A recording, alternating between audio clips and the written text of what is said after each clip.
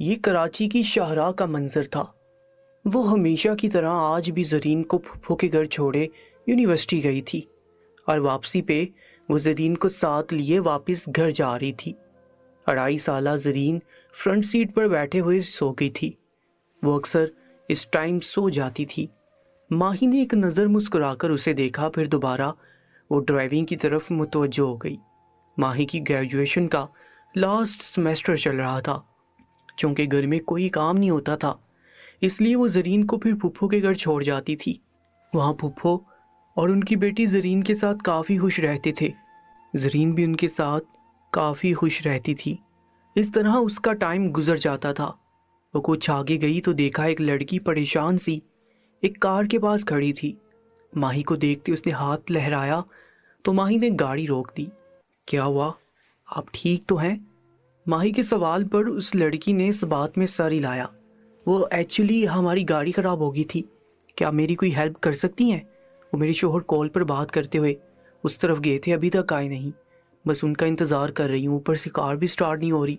ماہی نے اس بات میں سر ہلایا اور اس کی گاڑی سٹارٹ کرنے میں ہیلپ کی۔ کچھ دیر گزری جب ایک شخص ان دونوں کی طرف بڑھتا ہوا آیا۔ ماہی کو ایک عجیب سے احساس نے آن گھیرا۔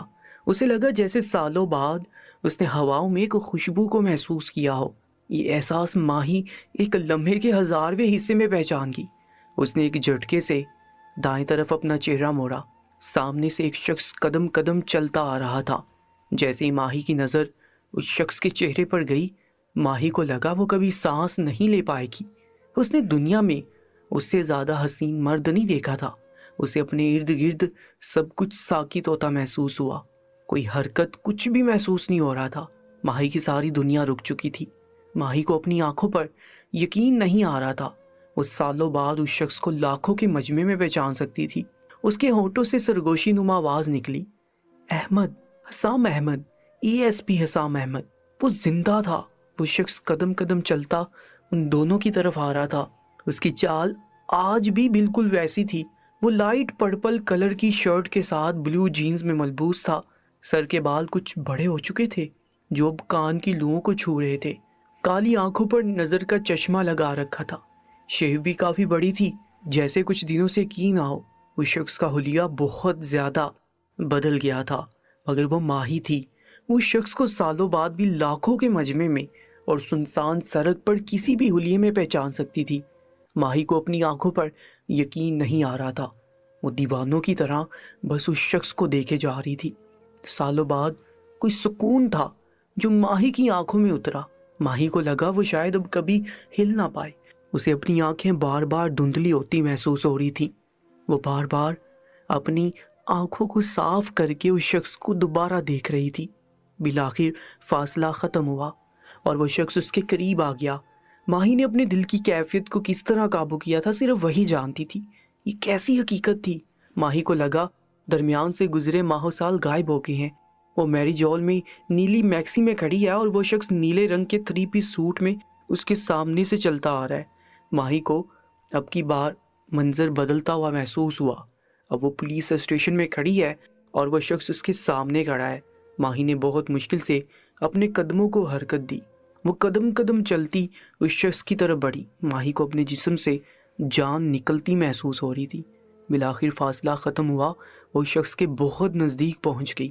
ماہی نے اپنا ہاتھ ہلانا چاہا مگر اس کا سارا ہاتھ کانپ رہا تھا۔ اس نے اپنا وہی کپ کپاتا ہاتھ اٹھایا اور بہت مشکل سے اس کے کندھے تک لائی۔ اس نے اس طرح اس کے کندھے کو چھوا جیسے وہ چھونے کے بعد کہیں غائب ہو جائے گا، مگر یہ کیا؟ وہ شخص غائب نہیں ہوا۔ ماہی نے اپنا ہاتھ اس کے کندھے پر رکھا۔ یہ لمس وہ 1000 سالوں بعد بھی نہیں بھول سکتی تھی۔ یہ لمس اس کے احمد کا تھا۔ اس کا ہاتھ بے اختیار اس شخص کے چہرے پر گیا۔ ماہی نے اس کی آنکھوں میں دیکھا۔ یہ آنکھیں اس کے شوہر کی آنکھیں نہیں تھی، یقیناً اس نے لینز لگا لیے تھے۔ وہ بے تاثر نگاہوں کے ساتھ اسے دیکھ رہا تھا اور ماہی دھندلی ہوتی بصیرت کے ساتھ۔ ماہی کا سارا جسم کپ کپانا شروع ہو گیا۔ وہ بہت مشکل سے اپنے قدموں کے سہارے کھڑی تھی۔ اس کا ضبط ختم ہو رہا تھا اور پھر وہ اونچی آواز میں رونے لگی۔ وہ یقین کر رہی تھی کہ یہ حقیقت ہے، کوئی خواب نہیں۔ ماہی کسی کٹی ڈال کی طرح آگے بڑھی اور ایک جھٹکے سے اس کے سینے سے جا لگی۔ ہاں، یہ وہی سکون تھا جو اسے اس لمس میں ملتا تھا۔ اسے کوئی شک نہیں رہا تھا، اسے یقین ہو گیا تھا وہ اس کا احمد ہی ہے۔ ماہی پھوٹ پھوٹ کر رو پڑی۔ ماہی نے ہمیشہ کی طرح ایک ہاتھ سے اس کا کالر پکڑا، دوسرے ہاتھ سے اس کے سینے پر مکے مارنے لگی۔ وہ اپنے اندر موجود سارا غبار باہر نکالنے لگی۔ کہاں چلے گئے تھے آپ مجھے چھوڑ کر؟ احمد کیوں چلے گئے تھے مجھے چھوڑ کر؟ وہ روتے ہوئے بولی۔ اس شخص نے ماہی کو دونوں کندھوں سے پکڑا اور کھینچ کر خود سے دور دھکا دیا۔ ماہی حیران رہ گئی، وہ یقین نہ کر پائی۔ وہ شخص آنکھوں میں غصہ لیے ماہی کو گھورنے لگا۔ ماہی کو یقین نہ آیا، اس کے احمد نے اسے خود سے دور کیا۔ یہ کیا بدتمیزی ہے؟ وہ اجنبی لہجے میں غصے سے بولا۔ اس کی آواز آج بھی ویسی تھی، کانوں کو سکون پہنچانے والی۔ ماہی کا دل کٹ کر رہ گیا تھا۔ احمد، یہ کیا ہو گیا ہے آپ کو؟ میں آپ کی ماں ہوں، وہ آنسوؤں کے درمیان بامشکل بولی، کیونکہ اسے پیار سے ہمیشہ ہی ماں کہتا تھا۔ ماہی نے غور سے ان آنکھوں میں دیکھا، مگر وہاں شناسائی کی کوئی رمق نہیں آئی۔ کون احمد؟ کون ماہا؟ میں آپ کو نہیں جانتی مس۔ اور ماہا کو لگا وہ اس کی سانسوں کی ڈور اپنے ہاتھوں سے کاٹ رہا ہو۔ وہ دوبارہ اس کے سینے سے لپٹ گئی۔ نہیں، میں جانتی ہوں آپ میرے احمد ہیں۔ میں نے دوبارہ ماہی کو خود سے دور دھکا دیا۔ وہ چند قدم دور ہو گئی۔ ماہی کی آنکھیں دھندلی ہو رہی تھیں۔ شرم نہیں آتی اس طرح بیچ راستے میں کسی غیر مرد سے چپکتے ہوئے؟ حلیے سے تو تم شریف لگتی ہو، اس طرح سڑکوں پر کھڑے ہو کر مردوں پر ڈورے ڈالتے ہوئے شرم آنی چاہیے۔ وہ سرد لہجے میں دارا۔ ماہی کو لگا جیسے وہ اس کے کانوں میں پگھلتا ہوا سیسا انڈیل رہا ہو۔ ماہی کے اندر باہر غصہ بڑھ گیا، اور پھر وہ ہوا جو ماہی نے خود کبھی سوچا بھی نہ تھا۔ ماہی کا نازک ہاتھ اٹھا اور سامنے کھڑے شخص کے چہرے پر ایک تھپڑ دے مارا، اور اب کی بار ماہی نے اس کی آنکھوں میں حیرت ابھرتے دیکھی۔ شرم آنی چاہیے آپ کو، میرے بارے میں اس طرح کی بکواس کرتے ہوئے۔ غیر مردوں کی بات کرتے ہیں، شاید آپ کے دماغ پر چوٹ لگی ہے اس لیے بھول گئے ہیں۔ میں آپ کی بیوی ہوں، کوئی غیر نہیں، شوہر ہیں آپ میرے۔ ماہی نے اس کی شرٹ کو گریبان سے پکڑ کر جھنجھوڑا اور غصے سے پھٹ پڑی۔ اچانک کسی نے ماہی کو زور سے دھکا دیا۔ وہ اپنا بیلنس برقرار نہ رکھ پائی اور سیدھی سڑک پر جا گری۔ تمہاری ہمت کیسے ہوئی میرے شوہر پر ہاتھ اٹھانے کی؟ ماہی نے چہرہ اٹھا کر دیکھا۔ وہ لڑکی جس نے ماہی سے مدد لی تھی وہ ماہی پر چلا اٹھی۔ ماہی کو لگا آسمان اس کے سر پر پھٹ پڑا ہو۔ وہ دوبارہ کھڑی ہوئی اور حیرانی سے ان دونوں کو دیکھنے لگی۔ تمہارا شوہر؟ وہ انگلی احمد کی طرف کیے پوچھنے لگی۔ ماہی کے لہجے میں بے یقینی ہی بے یقینی تھی۔ ہاں، یہ میرا شوہر ہے۔ تم سے مدد کیا مانگ لی؟ تم تو میرے شوہر پر ہاتھ اٹھانے تک پہنچ گئی۔ میں کال سننے تھوڑا دور گئی تھی، تمہارے سامنے ہوتی تو تمہیں یہ موقع بھی نہ دیتی۔ اور ماہی کو لگا کسی نے اس کے سینے میں خنجر گھونپ دیا ہو۔ اسے لگ رہا تھا وہ لڑکی اس کے کانوں میں سور پھونک رہی ہو۔ اس نے بے یقینی سے احمد کی طرف دیکھا، جس کی نگاہیں اب بھی بے تاثر تھیں۔ ماہی نے مکانکی انداز میں نفی میں سر ہلایا۔ بکواس، سب بکواس ہے، یہ تمہارا نہیں میرا شوہر ہے۔ ماہی غصے سے چیخی۔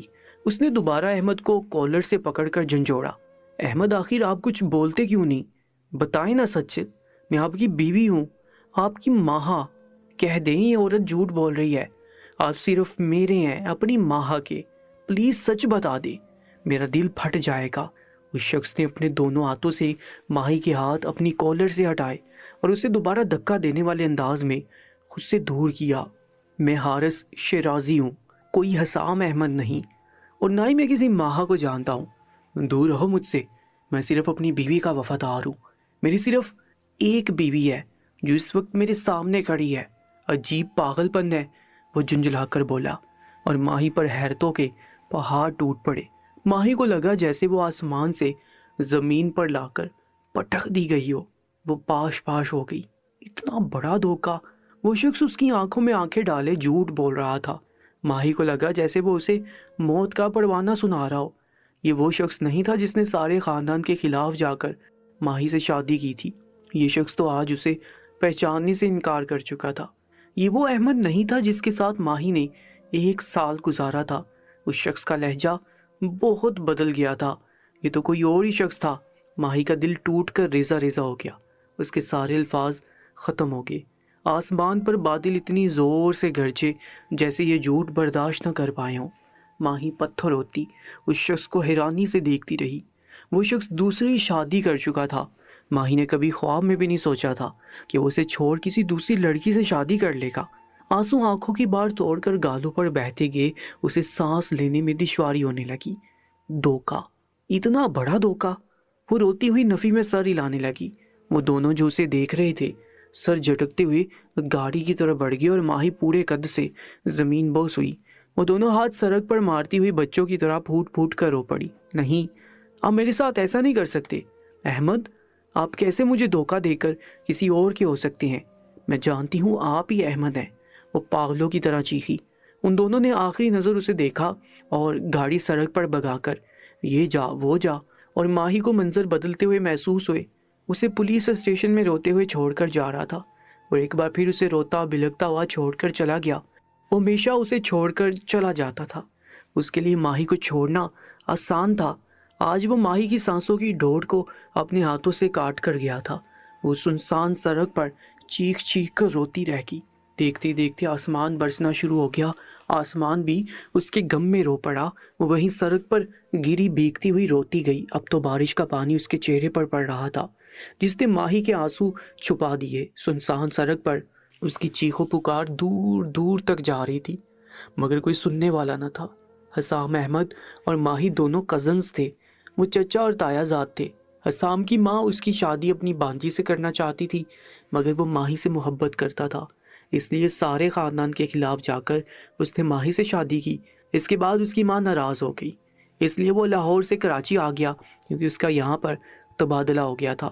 وہ ASP تھا۔ اس نے شادی کے 6 ماہ تک ماہی کو کسی شہزادی کی طرح رکھا تھا۔ اس سے بہت محبت کرتا تھا، اتنی محبت کہ ماہی نے کبھی خواب میں بھی سوچا نہ ہو۔ مگر 6 ماہ بعد ایک کار ایکسیڈنٹ میں حسام کی موت ہو گئی۔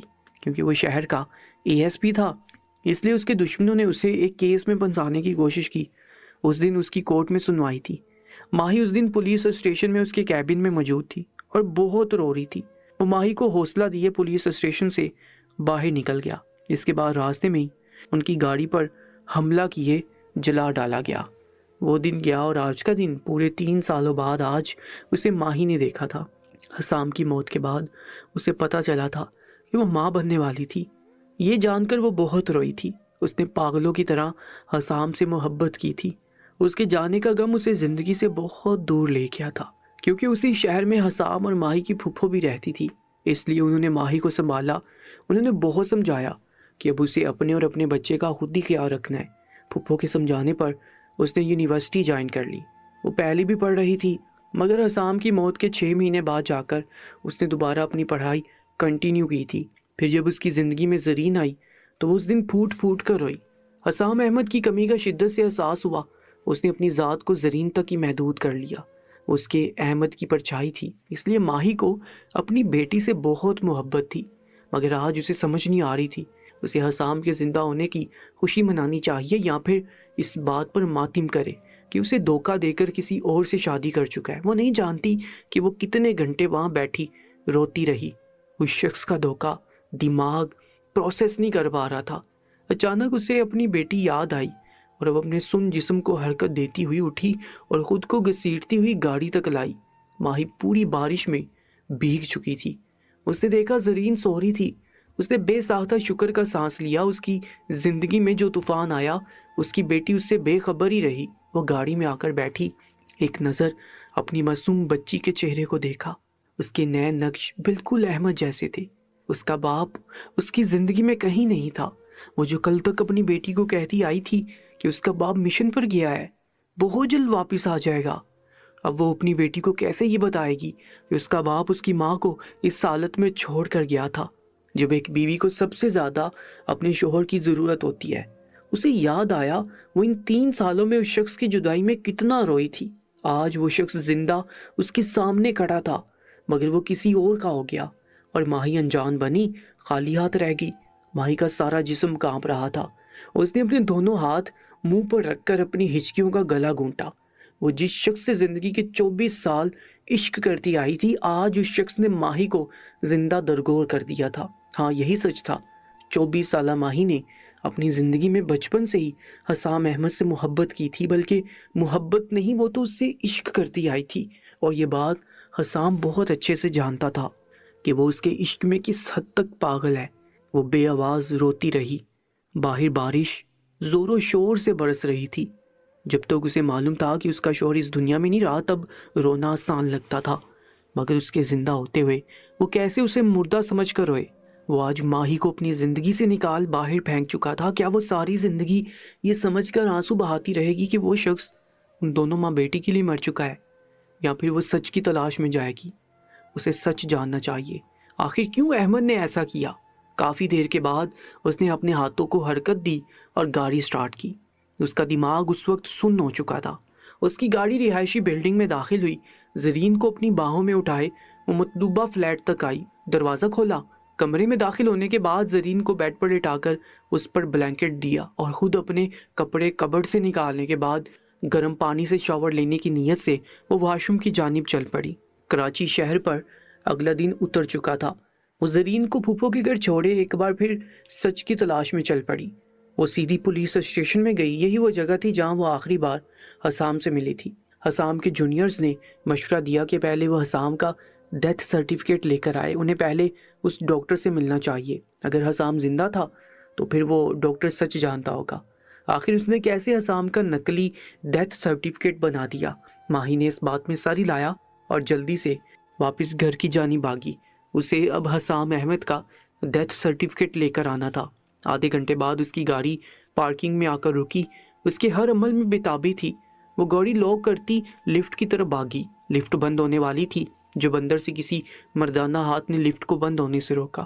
وہ جلدی جلدی گاڑی کی چابیاں بیگ میں ڈالتی ہوئی لفٹ کے اندر داخل ہوئی۔ جیسے ہی اس نے اپنا سر اٹھا کر دیکھا تو سامنے ان دونوں کو دیکھ ماہی کا سانس رک گیا۔ وہ دونوں اس وقت اس کی بلڈنگ کی لفٹ کے اندر کیا کر رہے تھے؟ ماہی کو امید نہیں تھی وہ 24 گھنٹوں میں دوسری بار اس شخص کو دوبارہ دیکھے گی۔ آج وہ گرے شرٹ کے ساتھ بلیک پینٹ میں موجود تھا۔ ماہی بس یکٹک اس شخص کو دیکھے جا رہی تھی۔ آنکھوں میں کب نمی اتری اسے معلوم نہ ہو سکا۔ ٹک کی آواز کے ساتھ وہ ہوش کی دنیا میں واپس آئی۔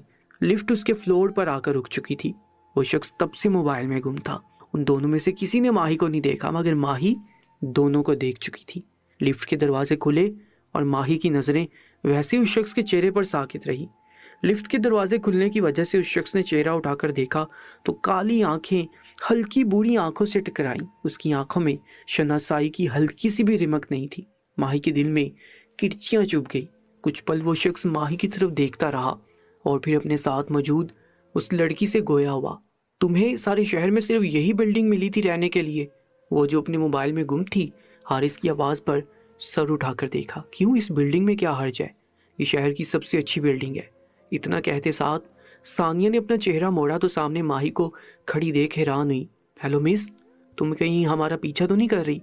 اس کی آواز سے ماہی کی نظروں کا ارتکاز ٹوٹا۔ جیسے ماہی نے چہرہ موڑ کر اس لڑکی کو دیکھا اس کی آنکھیں سرد اور اجنبی ہوئی تھی۔ یہ سوال تو مجھے آپ لوگوں سے پوچھنا چاہیے کہ کہیں آپ لوگ میرا پیچھا تو نہیں کر رہے؟ یہاں میرا گھر ہے۔ ماہی نے سرد لہجے میں کہا کہ وہ لڑکی کچھ شرمندہ ہوگی۔ سوری، وہ مجھے لگا شاید ہم بھی آج ہی اس بلڈنگ میں شفٹ ہوئے ہیں۔ اور ماہی حیرت کے سمندر میں غوطہ زن ہوگی تھی۔ وہ اسے تکلیف دینے کے لیے اس کے آس پاس رہے گا۔ اب میں اپنے کل کے عمل کی آپ سے معافی مانگنا چاہتی ہوں۔ وہ تو بعد میں مجھے میرے ہسبینڈ نے سمجھایا کہ ہو سکتا ہے آپ کے شوہر کی شکل حارث سے ملتی ہو۔ مجھے آپ کو دھکا نہیں دینا چاہیے تھا۔ اس بات پر ماہی نے اپنے سامنے کھڑے اس شخص کو دیکھا جو بے تاثر نگاہوں کے ساتھ ان دونوں کو دیکھ رہا تھا۔ ہاں، آپ کے ہسبینڈ نے بالکل ٹھیک کہا، ان کی صرف شکل ہی میرے شوہر سے ملتی ہے، مگر جو روح ہے وہ میری شوہر کی نہیں ہے۔ اس نے اتنے ٹوٹے ہوئے لہجے میں کہا کہ اس شخص نے چہرہ اٹھا کر ان خوبصورت آنکھوں میں دیکھا۔ ایسے آپ کے شوہر ہے کہاں کہ آپ کو چھوڑ کر چلے گئے؟ اس لڑکی کے سوال پر ماہی نے اپنے دل میں کرچیاں چبھتی ہوئی محسوس کی۔ ہاں، چلے گئے چھوڑ کر، ہمیشہ ہمیشہ کے لیے۔ 3 سال پہلے ان کی ڈیتھ ہو گئی تھی۔ ان کی موت کو آج تک میرا دماغ پروسیس نہیں کر پایا۔ جس شخص سے زندگی کے 21 سال عشق کیا ہو، اس کی موت انسان کو پاگل بنا دیتی ہے۔ تب سے میں پاگل ہو گئی ہوں۔ سنسان سڑک پر کھڑا ہر دوسرا اجنبی مجھے اپنا شوہر لگتا ہے، اس لیے میں پاگلوں کی طرح اس سے چپک جاتی ہوں۔ غلطی میری ہے، مجھے آپ کے شوہر کو ہاتھ نہیں لگانا چاہیے تھا۔ آپ نے تو مجھے دھکا دے کر میری اوقات اور میری غلطی یاد دلائی۔ میں تو آپ کی شکر گزار ہوں۔ میں آپ دونوں سے معافی مانگتی ہوں۔ اس نے ایک ایک لفظ لہجے میں کاٹ لیے کہا اور اس شخص کو لگا وہ اپنے لفظوں سے اس کا دل چیر رہی ہو۔ بات کے اختتام تک ماہی کی آنکھوں سے آنسو بہہ نکلے۔ اس نے ایک ایک لفظ سامنے کھڑے اس شخص کے چہرے کو دیکھ کر ادا کیا۔ پھر ماہی رکی نہیں اور لفٹ سے باہر نکل گئی۔ پیچھے اس شخص کو لگا جیسے اس کے سینے میں خنجر گھونپ کر گئی ہو۔ کتنا زخمی اور ٹوٹا ہوا لہجہ تھا اس معصوم لڑکی کا۔ وہ بہت مشکل سے لفٹ سے باہر نکلا۔ ماہی نے اپنا بیگ کھولا اور اپنے بیگ سے فلیٹ کی چابیاں باہر نکالی۔ اب کہ اس کے ہاتھوں میں واضح کپکپاہٹ تھی، وہ دونوں اسے ہی دیکھ رہے تھے اور پھر ماہی کے سامنے والے فلیٹ کا لاک کھولنے لگے۔ ماہی دروازہ بند کرتی ہوئی فوراً اپنے کمرے کی طرف دوڑی۔ اس کے ہاتھوں میں بہت بے تابی تھی۔ وہ ڈریسنگ روم میں گھسی اور اس وقت وہ کبرڈ کھول کر حسام کا ڈیتھ سرٹیفکیٹ ڈھونڈ رہی تھی۔ بالآخر اسے ڈیتھ سرٹیفکیٹ مل ہی گیا۔ وہ فوراً کمرے کا دروازہ بند کرتی ہوئی باہر نکلی۔ وہ 5 منٹ بعد ہی دوبارہ باہر نکل آئی۔ اس کے ہاتھ میں اب تک کپکپاہٹ تھی۔ اس نے فلیٹ کو لاک کیا۔ وہ دونوں اپنے فلیٹ کے باہر کھڑے ماہی کو جلد بازی میں بھاگتے ہوئے دیکھ رہے تھے۔ وہ فوراً لفٹ کی طرف بھاگی۔ اس کی آنکھوں سے آنسو لگاتار بہہ رہے تھے اور اگلے 2 منٹ میں لفٹ کے اندر غائب ہوگی۔ پیچھے کھڑے اس شخص کا دل ٹوٹ کر کرچی کرچی ہو گیا۔ اب اسے اپنے الفاظوں کی گہرائی کا اندازہ ہو رہا تھا۔ اسے کل اس لڑکی کے کردار پر وار نہیں کرنا چاہیے تھا۔ ایک لڑکی کے لیے اس کا کردار کتنا خاص ہوتا ہے وہ کیوں بھول گیا؟ ثانیہ نے کچھ افسوس سے اس لڑکی کی پشت کو دیکھا۔ کتنی خوبصورت لڑکی ہے۔ بہت ہی کوئی بد قسمت نصیب تھا جو وہ شخص اسے چھوڑ کر چلا گیا۔ ثانیہ یہ بات کہتی ہوئی اندر چلی گئی اور پیچھے کھڑے اس شخص کو ایسا لگا جیسے ثانیہ اسے لفظوں سے تماچا مار کر گئی ہو۔ اس کی آنکھ سے ایک آنسو بہہ کر اس کی داڑھی میں جذب ہو گیا، جیسے وہ لمحے کے 1000ویں حصے میں ہی رگڑ کر مٹا گیا اور خود کو کمپوز کرتا فلیٹ کے اندر داخل ہوا۔ اس نے واپس پولیس اسٹیشن آنے کے بعد حسام کا ڈیتھ سرٹیفکیٹ ان لوگوں کے حوالے کیا۔ وہ دوبارہ واپس نکل آئی۔ پھپھا کے گھر جا کر اس نے زرین کو وہاں سے لیا۔ آج یونیورسٹی نہیں گئی تھی۔ اس کا موڈ ہی خراب تھا۔ شام کے 4 بج رہے تھے جب اس کی گاڑی شہر کی اس رہائشی بلڈنگ کے اندر داخل ہوئی۔ اس نے دیکھا ہمیشہ کی طرح آج بھی زرین گاڑی میں سو گئی تھی۔ وہ اکثر گاڑی میں سو جاتی تھی۔ ماہی نے اسے اپنی باہوں میں بڑھا اور بیگ اٹھاتی ہوئی گاڑی لاک کر کے لفٹ کی جانب بڑھی۔ وہ لفٹ میں داخل ہوئی۔ لفٹ ساری خالی تھی۔ اس سے پہلے کہ لفٹ کے دروازے بند ہوتے، ایک جھٹکے سے ایک مردانہ ہاتھ دونوں دروازوں کے درمیان آیا اور لفٹ دوبارہ کھل گئی۔ وہ شخص سارے کا سارا کالے رنگ میں ملبوس تھا۔ بلیک پینٹ کے اوپر بلیک ہوڈی پہنے، سر پر کیپ لیے، چہرے پر کالا ماسک لگا رکھا تھا۔ وہ اندر آیا اور ایک سائڈ پر آ کر کھڑا ہو گیا۔ ماہی نظریں فرش پر جمائے نہ جانے کہاں غائب تھی۔ وہ شخص اپنی سیاہ آنکھوں سے اس سیاہ حجاب کے حالے میں وہ سفید دودھیا پر نور چہرہ دیکھ رہا تھا۔ اس کی آنکھوں میں عشق کی آگ تھی۔ وہ بنا پلکیں جھپکائے بس صرف اس لڑکی کو دیکھ رہا تھا۔ لڑکی سے ہوتی ہوئی اس کی نظر اس کے سینے سے لگی چھوٹی بچی پر گئی۔ وہ بہت خوبصورت نیلے رنگ کی فراک میں اس لڑکی سے لپٹی سو رہی تھی۔ اچانک ٹھک کی آواز آئی اور لفٹ کھل گئی۔ ماہی اپنی سوچوں کو جھٹکتی لفٹ سے باہر نکلی۔ وہ شخص اس کی پشت کو تکتا رہ گیا۔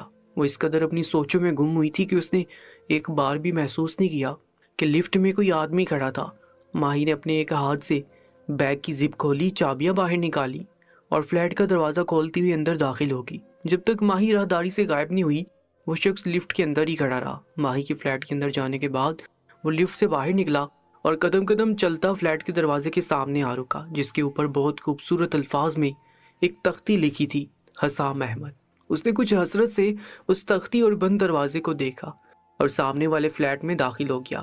اس وقت ماہی لاؤنج میں کام کر رہی تھی۔ زرین سو رہی تھی جو دروازے کی گھنٹی بجی۔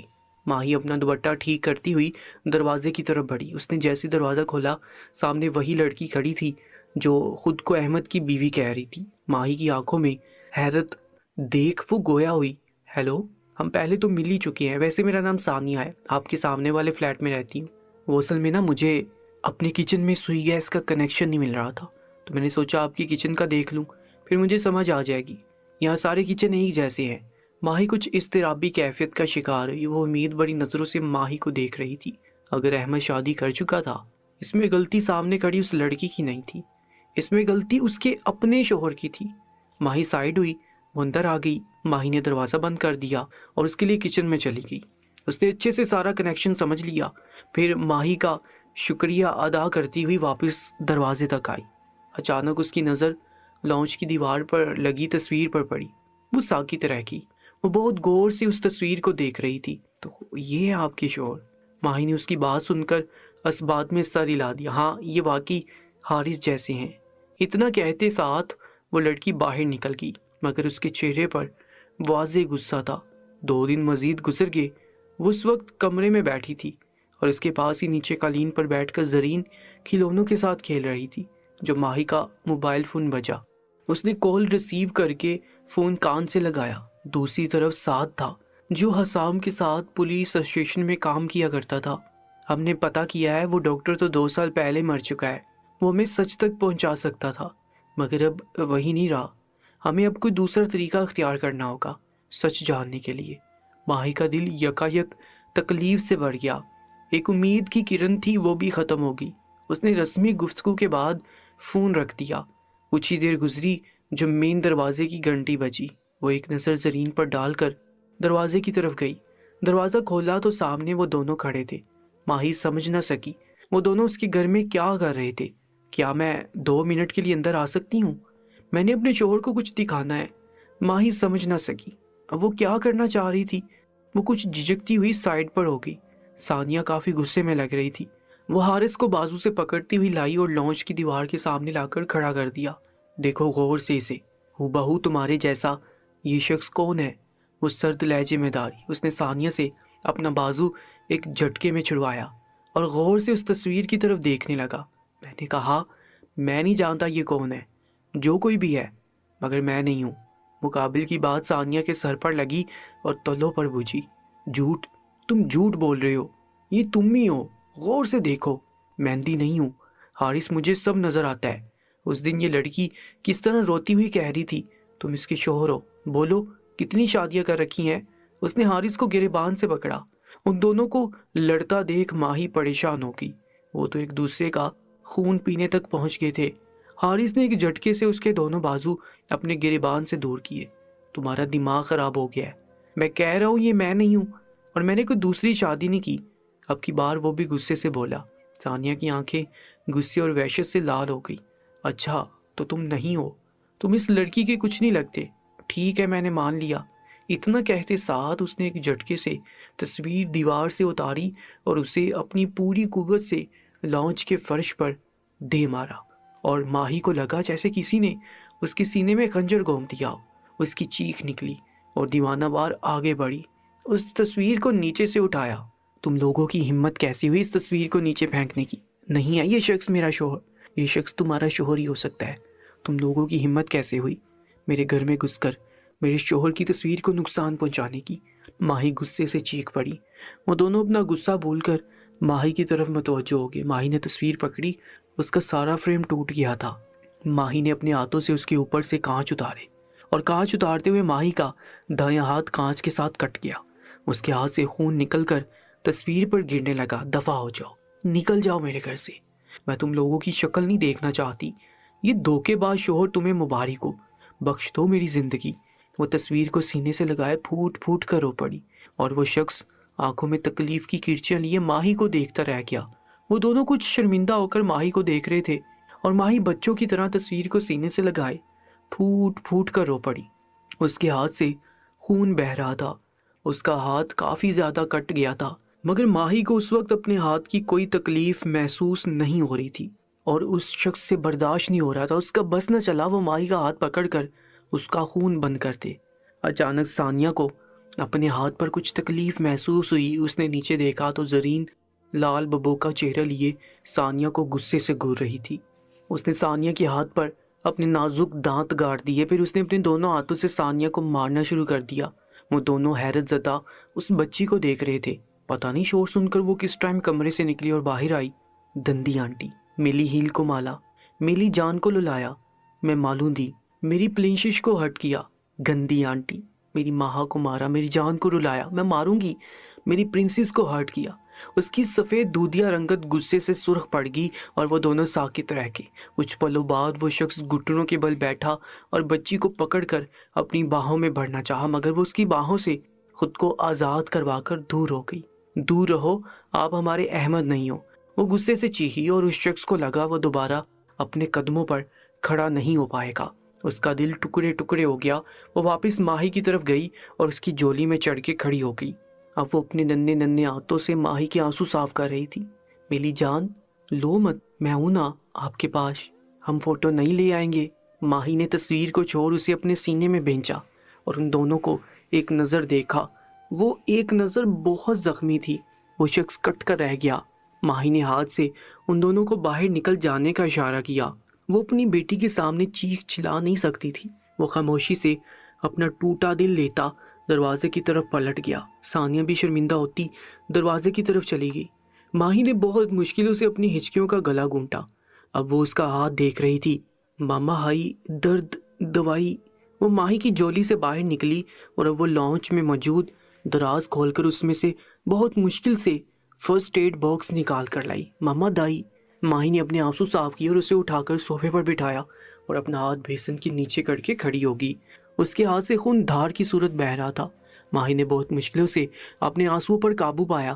وہ نیند میں بہت زیادہ اضطراب کا شکار تھی۔ اس کے دماغ میں ماضی کسی خواب کی طرح چلنے لگا۔ پھر اس کے سامنے ایک منظر نمودار ہوا۔ اس نے خود کو 3.5 سال پہلے ماضی میں لاؤنج میں بیٹھے پایا۔ وہ LCD پر کوئی مووی دیکھ رہی تھی جب کمرے کا دروازہ کھلا اور حسام باہر نکلا۔ ماہی کا دھیان مووی میں تھا۔ وہ اسے اس طرح مووی میں گم دیکھ چڑ گیا اور ماہی کے پاس آ کر بیٹھا اور ریموٹ پکڑ کر مووی روک دی۔ وہ جو غور سے مووی دیکھ رہی تھی اچانک رکنے کی وجہ سے بدمزہ ہوتی ہوئی حسام کی طرف متوجہ ہوئی۔ آنکھوں میں خفگی آ گئی۔ یہ کیا تم ہر وقت موویز دیکھتی رہتی ہو؟ مجھ پر بھی دھیان دیا کرو۔ حسام اسے اپنے حصار میں لیتا ہوا بولا۔ ماہی نے اپنا سر حسام کے سینے پر رکھا۔ اتنی اچھی مووی دیکھ رہی تھی، آپ نے سارا مزہ خراب کر دیا۔ اس بات پر تو حسام کا منہ کھلا کا کھلا رہ گیا۔ اچھا، اور ایسا بھی کیا دیکھ رہی تھی کہ میں نے تمہیں ڈسٹرب کر دیا؟ اس بات پر ماہی نے اپنا چہرہ اٹھا کر حسام کو دیکھا اور پرجوش ہوتی ہوئی اسے مووی کی کہانی بتانے لگی۔ وہ کوئی پولیس والی مووی دیکھ رہی تھی جس میں وہ کسی مشن پر جاتا ہے، مگر جانے سے پہلے ساری دنیا والوں کے لیے وہ اپنی نقلی موت کا ڈرامہ کرتا ہے اور پھر کچھ سالوں بعد وہ دوبارہ منظر عام پر آتا ہے مگر اپنا حلیہ اور نام بدل دیتا ہے۔ حسام غور سے اس کے چہرے کو دیکھ رہا تھا جہاں زندگی کے سارے رنگ تھے۔ اسے ساری کہانی بتا چکی تھی۔ بتائیں نا احمد، کیا واقعی ایسے ہوتا ہے؟ آپ تو پولیس والے ہیں، آپ کو پتا ہوگا۔ اس کے کندھا ہلانے سے حسام کی آنکھوں کا ارتکاز ٹوٹا۔ ہاں، ایسا ہوتا ہے۔ یہ سن کر اس کی آنکھیں چمکی۔ مطلب یہ حقیقی زندگی میں ہوتا ہے؟ واو، کتنا اچھا لگتا ہے نا؟ حسام اس کی معصومیت پر مسکرایا۔ میری جان، یہ کہانیاں صرف فلموں میں اچھی لگتی ہیں، حقیقی زندگی میں بہت تکلیف دہ ہوتی ہیں۔ ماہی کچھ ناسمجھی سے اس کی طرف دیکھا۔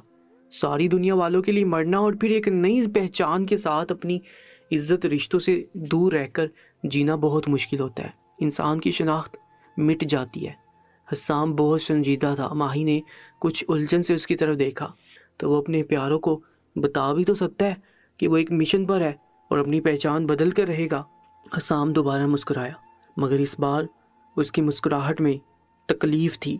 ماہا، اگر یہ اتنے آسان ہوتا تو پھر وہ انسان اپنی شناخت ہی کیوں بدلتا؟ اور جو پولیس والے ہوتے ہیں، دشمن ان کے گھر پر بھی نظر رکھتے ہیں، ان کے اپنے عزیز کی جانوں کو خطرہ ہوتا ہے۔ اس لیے اگر وہ شخص سالوں بعد اپنے گھر والوں سے ملے تو اس کے ساتھ اس کے گھر والوں کی جان کو بھی خطرہ ہو سکتا ہے۔ اس لیے وہ ان کے سامنے آ کر انجان بن جاتا ہے۔ اس نے دیکھا ماہا کی آنکھوں میں بھی تکلیف ابھری۔ وطن کی حفاظت کرنا بہت مشکل ہے، لیکن وہ کلو بھی تو دے سکتا ہے۔ یہ بات سن کر حسام سوچ میں پڑ گیا۔ ہاں، یہ بات تو ہے، وہ کوئی کلو تو دے سکتا ہے جو صرف ان اپنوں کے درمیان کوئی کوڈ ورڈ ہو۔ ماہی پرجوش ہوئی۔ ہاں نا، اچھا، اگر آپ کو مجھے کوئی کلو دینا ہو تو آپ کیسے دیں گی؟ حسام نے اس کی آنکھوں میں دیکھا جہاں ایک چمک تھی۔ اس کے دل میں خوف اٹھا۔ خدا نہ کرے کہ کبھی ایسا دن آئے۔ وہ اپنی بیوی کو نہیں سمجھا سکتا تھا کہ یہ کتنا مشکل ہوتا ہے۔ اوہو، میں کب چاہتی ہوں کہ ایسا کوئی دن آئے، مگر ویسے ہی بتائیں تو صحیح، اگر آپ کو مجھے کوئی کلو دینا ہوا تو آپ کیسے دیں گے؟ حسام نے گہری سوچ بڑھی اور پھر کچھ سوچنے لگا۔ ماہی ایکسائٹیڈ سی اس کے چہرے کو دیکھ رہی تھی۔ کافی دیر بعد حسام کے دماغ میں کچھ کلک ہوا۔ بہت ہی آسان ہے، میرا نام ہی کلو ہوگا، اور ماہی کا سارا جوش ٹھنڈا پڑ گیا۔ وہ منہ پھلا کر بیٹھ گئی۔ کوئی حال نہیں، آپ نے میری ساری ایکسائٹمنٹ مار دی، آپ کا نام بھی کوئی کلو ہوا، سارا مزہ خراب کر دیا۔ حسام کا ڈمپل چمکا۔ دیکھو جان احمد، تم مجھے صرف احمد کہتی ہو، حسام نہیں۔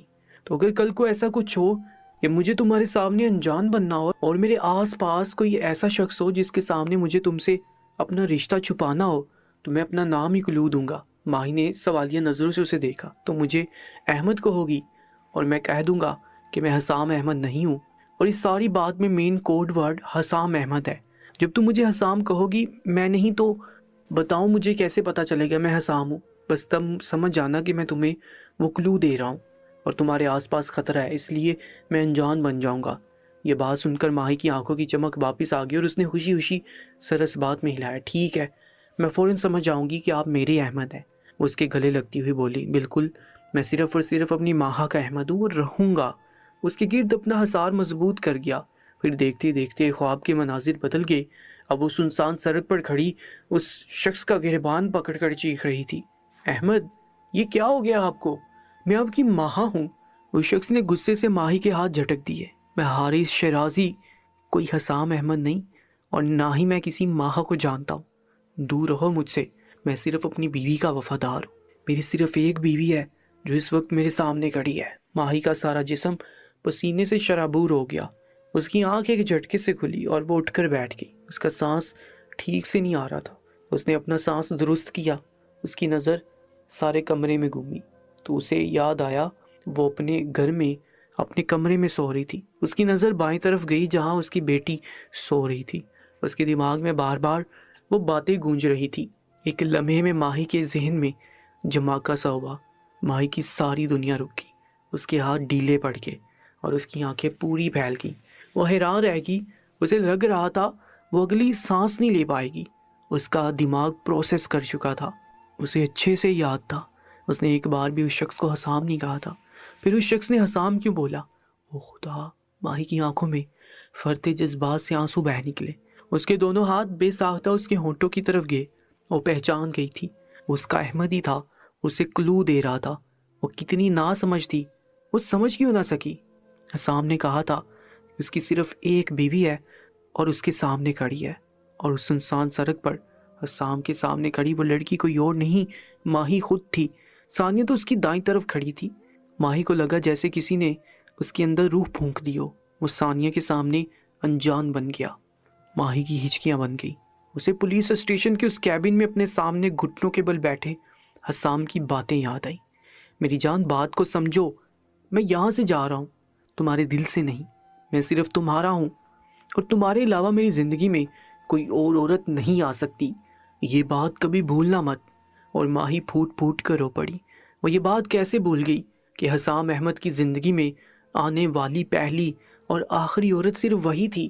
شاید حسام نے وہ بات 3 سال پہلے اسی لیے کہی تھی، اور ماہی اس بات کا مطلب آج سمجھی تھی، اور وہ پاگل کتنی جلدی اپنی آنکھوں دیکھے سچ پر یقین کر گئی۔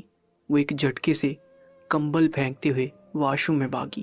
کچھ دیر بعد وہ جائے نماز بچھائے سجدے میں گری اونچی آواز میں رو رہی تھی۔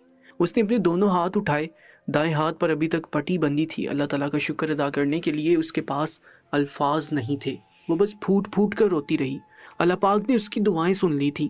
انسان اگر مر جائے تو واپس نہیں آتا، مگر اس کا شوہر آ گیا تھا۔ ہاں، وہ اس کے لیے موت کو مات دے کر واپس آیا تھا۔ نہ جانے وہ کتنے گھنٹے جائے نماز پر بیٹھی اپنے اللہ سے اپنے دل کا حال رو رو کر بیان کرتی رہی، مگر آج اس کے آنسو تکلیف کے نہیں، تشکر اور خوشی کے تھے۔ وہ آدھی سچائی تو جان چکی تھی، باقی سچائی بھی ابھی جاننا باقی تھی۔ اسے حسام سے رابطہ کرنا ہوگا، مگر اس طریقے سے کہ کسی کو پتہ نہ چلے۔ ایک نئے دن کا آغاز ہو چکا تھا۔ بلڈنگ کے 5 فلور کے فلیٹ کا دروازہ کھلا اور اس میں سے ماہی کا چہرہ نمودار ہوا۔ وہ اس وقت سفید حجاب کیے بلیک فراک پہنے، جس کے ساتھ سفید پاجامہ تھا، کندھوں پر سفید شال اوڑھے، پاؤں سفید شوز میں تھے۔ اس کے ایک ہاتھ میں بیگ تھا تو دوسرے ہاتھ میں زرین کا ہاتھ تھا۔ زرین اس وقت بہت خوبصورت فراک میں تھی، پاؤں میں وائٹ شوز پہنے، سر پر وائٹ پنس اور پونی ڈالے۔ وہ بالکل वाइट बारबी लग रही थी। उसने कंधों पर अपना छोटा सा बेबी पिंक बैग पहन रखा था। वो दोनों बाहर निकली तो माही ने फ्लैट लॉक किया और फ्लैट की जानिब चल पड़ी। इतने में सामने वाला फ्लैट खुला और वो दोनों बाहर निकले। माही के अंदर दाखिल होते वो दोनों भी फ्लैट में दाखिल हुए। ज़रीन के हाथ में केक का पैकेट था जिसे वो बार बार माही की तरफ बढ़ा रही थी। इसे खोल दो।